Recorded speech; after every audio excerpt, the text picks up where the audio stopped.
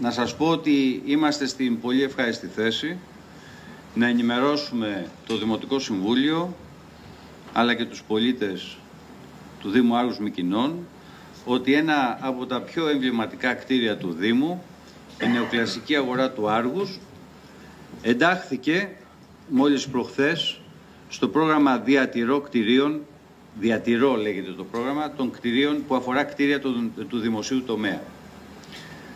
Το πρόγραμμα περιλαμβάνει την προώθηση μέτρων για την ενεργειακή απόδοση, έργα επίδειξης και υποστηρικτικά μέτρα.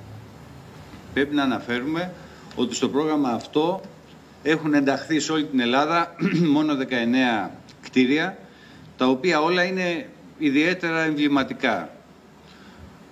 Να αναφέρω παραδείγματος χάρη ότι μέσα στο κατάλογο αυτό των 19 κτιρίων που μπήκε και η νεοκλασική αγορά του Άργους είναι το κτίριο του Υπουργείου Εξωτερικών, είναι η ΛΑΕΔ, η γνωστή λέσχη αξιωματικών ενόπλων δυνάμεων στην Αθήνα, το αρχηγείο του πυροσβεστικού σώματος.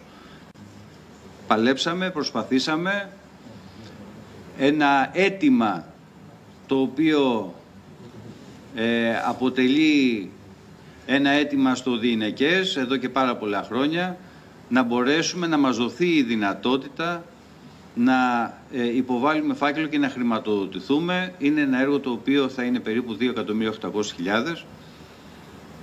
Αλλά το βασικό είναι ποιο? Το βασικό είναι ότι σε συνδυασμό με το Βυζαντινό Μουσείο που υπάρχει, με το Επιγραφικό Μουσείο στους Στρατώνες που ξεκινά να φτιάχνεται τώρα, με το Αρχαιολογικό Μουσείο θα αποτελέσει μία ενότητα και αυτή η περιοχή εκεί, τα παλιά ψαράδικα όπως τα λέγανε, η οδός Τσόκρη, δίπλα στη Λαϊκή Αγορά, θα μπορέσει να αναζωογονηθεί.